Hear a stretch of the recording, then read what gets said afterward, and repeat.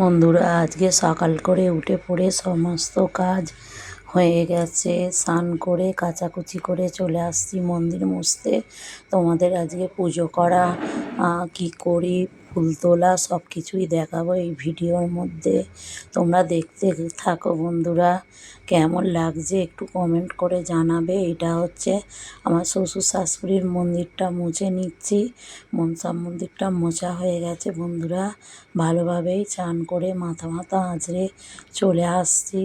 আর এমনি তো সকাল টাইম তো সব কিছু কাজই আছে, সেই কাজও করে নিয়েছি বন্ধুরা। আর দেখো মন্দিরটাও আমি মুছে ফেলেছি সমস্ত মেজো, তোমাদেরকে দেখিয়ে দিচ্ছি। তারপরে দেখো আমাদের পাশের বাড়ি একজন ফুল কাকিমা দিয়ে গেছে আধ বালতি মতন। আবার আমাদের গাছের ফুল, এটা হচ্ছে পয়সা ফুল বলে। দুটো গাছ আছে, এতে কিছু ফুল হয়, তুলে নিচ্ছি বন্ধুরা।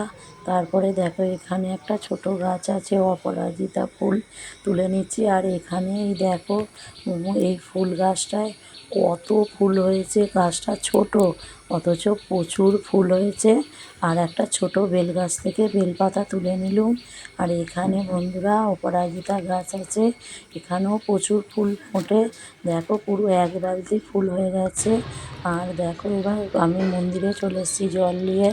ওং নমঃ শিবায়, ওং নমঃ শিবায়, ওং নমঃ শিবায় করে আমি জল ঢেলে দিচ্ছি বন্ধুরা। তারপরে জলটাকে ফেলে দিয়ে বেলপাতা আর ফুল দিয়ে সাজিয়ে দিচ্ছি। দেখো এগুলো সমস্ত সকালবেলা সব কিছুই করতে হয়। তবে আমি যে একা করি তা না, সবাই মিলেই করা হয়।